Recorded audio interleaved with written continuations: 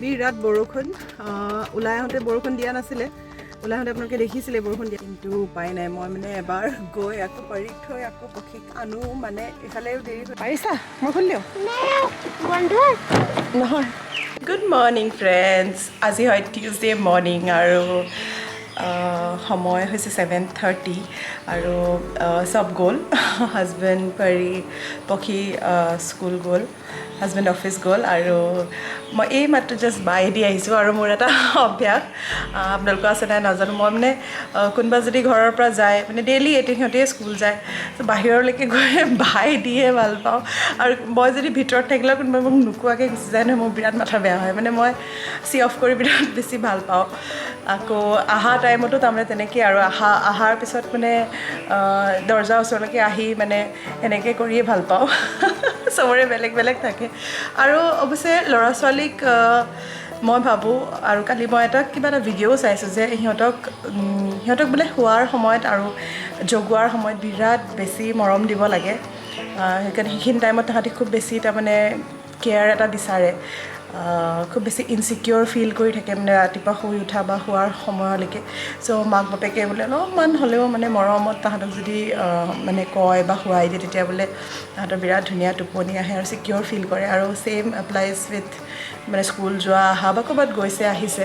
তেতিয়াহ'লেও যোৱা সময়টো খুব মৰমত তাহাঁতক বোলে পঠাব লাগে আৰু অহা সময়টো খুব মৰমত তাহাঁতক ৱেলকাম কৰিব লাগে তাৰমানে ঘৰৰ পৰা গৈছে তেতিয়া অলপ ইনচিকিউৰ ফিল কৰে আৰু অহা সময়ত সিহঁতৰ বহুতবিলাক এক্সাইটমেণ্ট থাকে যিবিলাক সিহঁতে আমাৰ লগত মানে শ্বেয়াৰ কৰিবলৈ বিচাৰে চ' আমি যদি সেইখিনি টাইমত অলপ খং চং কৰি দিওঁ বা কিবা এটা তাহাঁতে মানে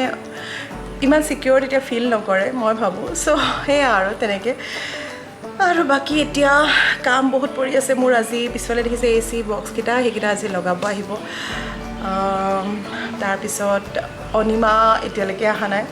অনিমা কালি আহিব বুলি কালি মই হাৰা মোচা একো নকৰিলোঁ তেনেকৈ থৈ দিলোঁ মই চ' তাই আহিব চাগে আহি কৰিব কিন্তু তাই কালিও নাহিলে এতিয়া কোনেও গম পোৱা নাই তাই কিয় অহা নাই কেইবা ঘৰতো কৰে চ' ফোনাফোনি চলিছে কিন্তু খবৰ পোৱা নাই আৰু তাইৰ হাততো ফোন নাই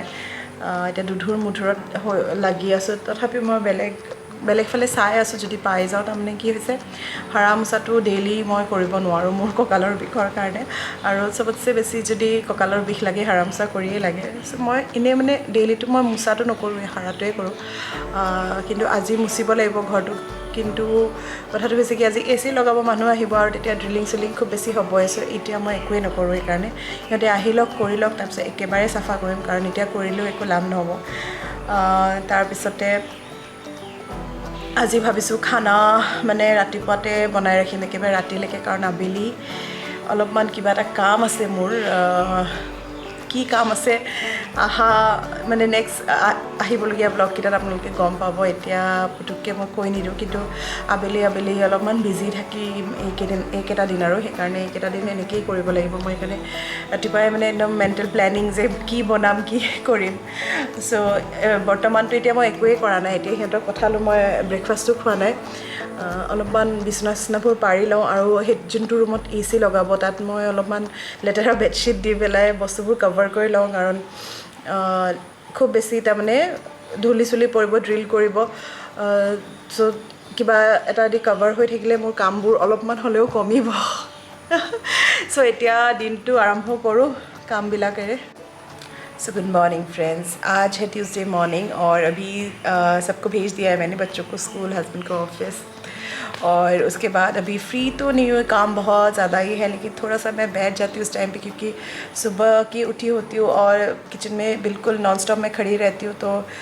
पैरों में थोड़ा कमर में दर्द होने लग जाता है तो थोड़ा सा मैं अभी 5 to 10 मिनट्स अभी बैठ जाती हूँ रिलैक्स कर लेती हूँ और सोच लेती हूँ कि करना क्या क्या है मुझे पूरे दिन के लिए क्या क्या कौन सा काम कौन से टाइम पे मुझे फिनिश करना है वो सब भी एक मेंटल प्लानिंग चाहिए होती है तो आज का दिन थोड़ा सा अलग जाएगा बाकी दिनों से क्योंकि आज ये जो पीछे आप बॉक्सेस देख रहे हैं ना वहाँ पे AC है तो वो AC इंस्टॉलेशन के लिए लोग आने वाले हैं सो अभी तो मैं झाड़ू पोछा नहीं करूँगी और जो मेरी झाड़ू पोछा वाली मेड है वो भी नहीं आई है उसका भी कोई खबर नहीं है करना तो मुझे ही है, लेकिन सारा कुछ इंस्टॉलेशन जब हो जाएगा उसके बाद ही करूँगी, क्योंकि फिर ड्रिलिंग वगैरह होगा, धूल वगैरह, फिर वो लोग भी अंदर आएंगे तो घर वैसे भी गंदा होगा। तो अभी साफ़ करके कोई फ़ायदा नहीं होगा। उससे बेटर है कि मैं जो रूम में बेड वगैरह लगाने का है वो सब करके रख दूँगी।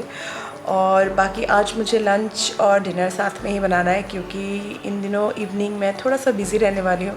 क्यों बिज़ी रहने वाली हूँ वो मैं आपको आगे वाले व्लॉग में बताऊँगी, पर अभी फ़िलहाल के लिए तो मुझे फिर रात को डिनर का टाइम बनाने का टाइम मुझे नहीं मिलेगा, तो अभी ही करके रख दूँगी। तो वो सब प्लान करना है कि क्या क्या चीज़ें बनानी है, और अभी बस दिन की शुरुआत यहीं से करते हैं।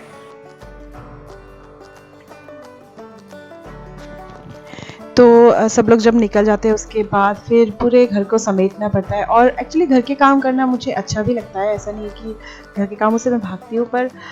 कभी कभी एक्चुअली मुझे अपने फिर बुटीक के लिए मेरा टाइम बहुत कम हो जाता है। तो कभी कभी लगता है कि काश घर के काम ना ही होते तो ठीक था। तो कभी कभी ऐसा भी लगता है कि एक मेड ही रख लेती हूँ। फिर क्या होता है कि मेड जो भी काम करती है ना उसमें मुझे सेटिस्फेक्शन नहीं मिलता है, और नहीं मिलने की वजह भी होती है कि वो लोग अपने घर जैसे तो काम करते नहीं है, और अल्टीमेटली जो वो लोग नहीं करते हैं वो फिर मेरे ऊपर ही आ जाता है, और एक दिन में मुझे बहुत ज़्यादा डीप क्लीनिंग करनी पड़ती है। तो वो सब सोच के मैं फिर यही रिपीटेड काम करती रहती हूँ। और ये सारे चादर मैं लगा रही थी, जो एसी वाला आएगा वो सोच के कि वो ड्रिलिंग करेगा तो फिर गंदा हो जाएगा, इसीलिए। और अभी फिर ऊपर का 2 रूम था, उन रूम को भी मैं अभी झाड़ू लगा के ला रही हूँ। मैंने तो प्लानिंग भी की थी कि मैं पोछा भी लगा दूँगी, फिर एक्चुअली देखा कि टिफ़िन के लिए देर हो जाएगा तो मैं नहाने चली गई। उसके बाद फिर मैंने टिफ़िन बना लिया, और उसके बाद मेरी मेड भी आ गई थी। तो लेकिन उससे नहाने से पहले मैंने डस्टबिन वगैरह सब कुछ फेंका, डस्टबिन वगैरह धोए। ये सब काम मेरे डेली के होते हैं, मतलब जब मेड नहीं आती तो ये सब काम मैं कर ही देती हूँ उनके लिए, फिर रुकती नहीं हूँ, क्योंकि वो आएगी नहीं आएगी उसका भी पता नहीं था। लेकिन फाइनली वो आ गई थी, तो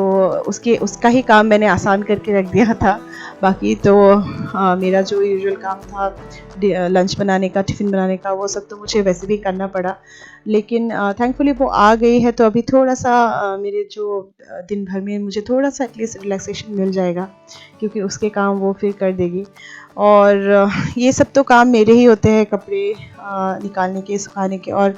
मौसम आजकल इतना ख़राब हो रखा है हम लोग के यहाँ, मतलब कब बारिश आ जाती है पता नहीं है। तो थोड़ी-सी जब भी धूप निकलती है तो मैं सारे कपड़े इस तरह से निकाल देती हूँ, क्योंकि वॉशिंग मशीन के कपड़े सूखने में ज़्यादा वक्त तो नहीं लगते, लेकिन थोड़ी-सी तो उनको धूप चाहिए होती है। तो जैसे ही थोड़ा सा धूप निकलता है मैं उनको फिर निकाल के रख देती हूँ, और स्टैंड में ही इस तरह से मैं लगा देती हूँ, ताकि बारिश आए तो स्टैंड को मैं आराम से अंदर फिर बालकनी में ला सकूँ। और यही सब मेरे काम होते हैं सुबह-सुबह के, यही डिशवॉशर लोड करना, अनलोड करना, ये सब बाकी सारे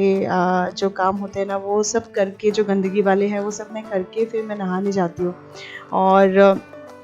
लंच में क्या बनेगा उसके ऊपर भी फिर मेरा प्रिपरेशन का टाइम होता है। तो ये साग है, ढिकिया बोलते हैं इसको, तो ये बनाने का था, तो मैं इसलिए इसको आराम से डाइनिंग टेबल में बैठ के मैं इसको देख रही थी, क्योंकि इसको देखने में टाइम लगता है। सो मैं खाना चाना दी, टिफिन चिफिन दी एबार भालके गा धुলোঁ, আৰু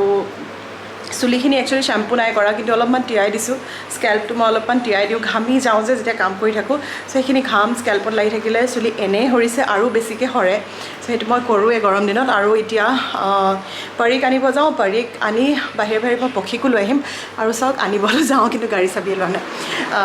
পক্ষীকো লৈ আহিম, বেছি গেপত নহয় সিহঁতৰ ছুটীটো। চ' মই এবাৰ আনি আকৌ থৈ মোৰ কামটোহে বাঢ়ে। আৰু নেক্সট কথা হ'ল, সিহঁতে আজিকালি বাছত নহা হ'ল। বাছত বহুত বেছি ভিৰ হয়, তাৰ উপৰি গৰমটোতো আছেই, তাৰপিছত ছিট নাপায় সিহঁতে বহিবৰ কাৰণে, কষ্ট হয়। আৰু মই থাকোঁৱেই যেতিয়া, মই বোলো নাই মই গৈ পেলাই লৈ আহোঁ। চ' আজি কেইদিনমানৰ পৰা সিহঁতক মই আনিব ধৰিছোঁ। চ' বৰ্তমান এতিয়া মই যাওঁ। চ' হাই পৰীক আনিলোঁ বহুত কষ্টকৈ। বিৰাট বৰষুণ,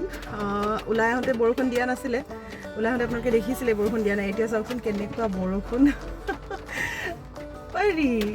মই থেংকফুলি ছাতি এটা আনিছিলোঁ সেইকাৰণে। চ' এতিয়া ঘৰ নাযাওঁ, এতিয়া চিধা পক্ষীক আনিব যাম, কিন্তু পক্ষী ছুটি দিবলৈ অলপ টাইম আছে। চাওঁ কেনেকৈ টাইম পাছ কৰোঁ।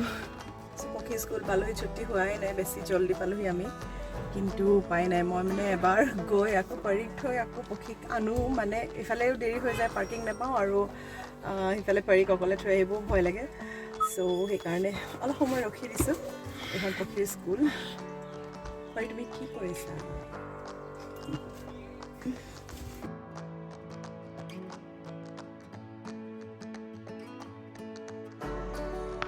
সো আগবেলাটোতো মোৰ এইবিলাক কৰি থাকোঁতেই গুচি যায় টিফিন দিলোঁ বাচ্চা আনিলোঁ কিবা তাৰ মাজত ফাঁক মাৰি পেলাই কিবা কিবি কৰোঁ কিন্তু এই টাইমটো ভাত খাই উঠা পিছত এই দুপৰীয়া টাইমটোতহে মই একদম ভালকৈ মোৰ চিলাই কামবিলাক কৰিবলৈ সময় পাওঁ নন ষ্টপ অলপমান ডিষ্টাৰ্বেঞ্চ নোহোৱাকৈ মানে এই টাইমটো বহুত সেইকাৰণে মই এই টাইমটোত মানে নুশুওঁ আজিকালি মই নিজৰ কামেই কৰোঁ কাৰণ আগবেলাটো একদম তেনেকৈয়ে ওলাই গুচি যায়গৈ মোৰ বাই বাই हालत নাই বাই পাৰিছা মই খুলি দিওঁ নহয় এইটো অলপ টান আছে গ'ল দিয়া একো নহয় নাহে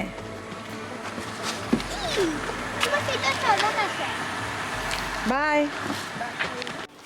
গুড মৰ্ণিং ফ্ৰেণ্ডছ আজি হয় ৱেডনেছডে মৰ্ণিং কালি টিউজডে কালি ব্লগটো ষ্টাৰ্ট কৰিছিলোঁ আৰু মোৰ সদায় এনেকুৱা হৈ যায় ষ্টাৰ্ট কৰোঁ ঠিকেই তাৰপিছতে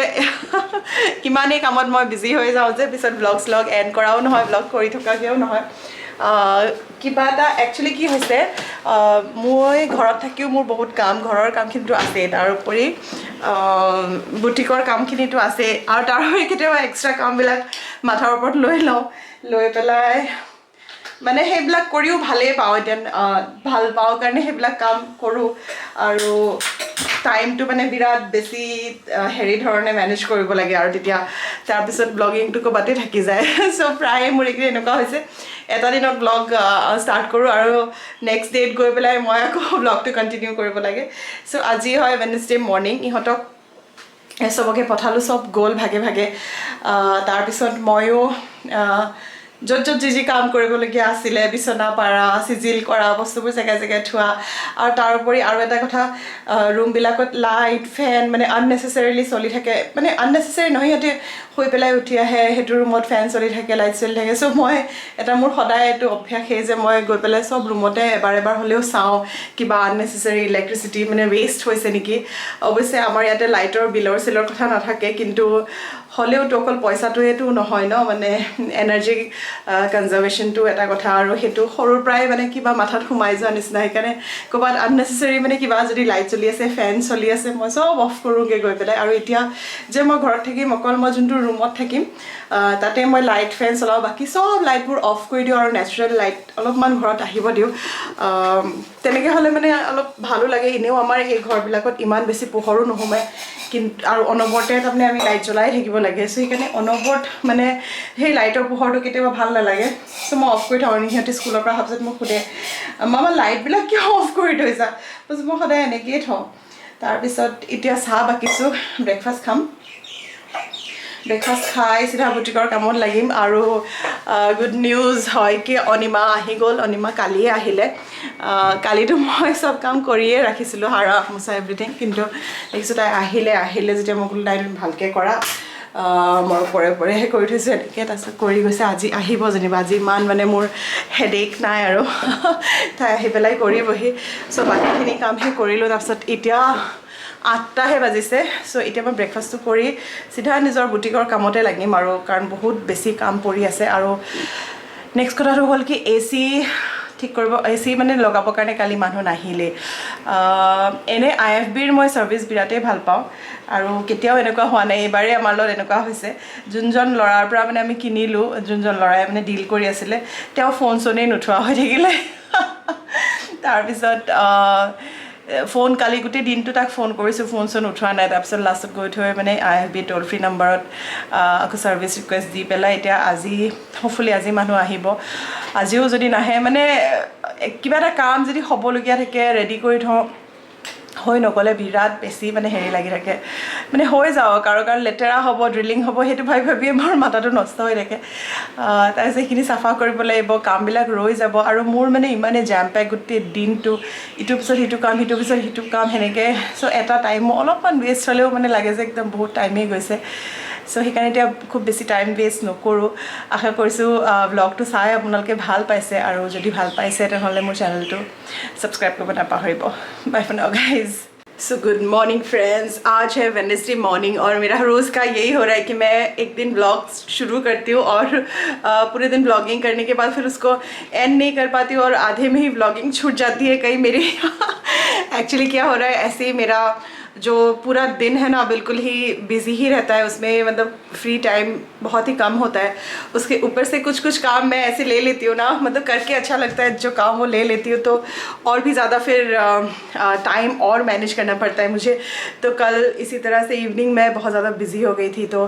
ना व्लॉग शूट कर पाई, ना एंड कर पाई, ना कुछ भी कर पाई। और आज फिर से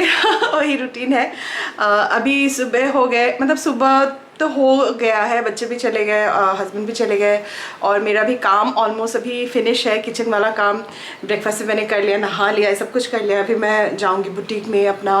बहुत सारा काम वहाँ पर भी पड़ा हुआ है तो उसको थोड़ा सा करूँगी। और बाकी मेरी मेड आ गई है वापस कल ही,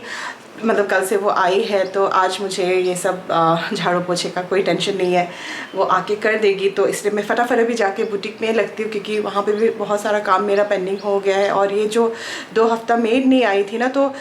एक्स्ट्रा मेरा 1 घंटा तो उसी के काम करने में मेरे निकल जाते थे। और 1 घंटा निकल जाना मतलब दिन में बहुत कुछ एडजस्ट करना पड़ता है। तो अभी फाइनली मैं फ्री हुई हूँ, अभी जाती हूँ। और एसी जो कल मैंने बोला था एसी लगाने वाला आएगा, वो आया ही नहीं टेक्नीशियन, तो आज होपफुली वो आएगा आज। तो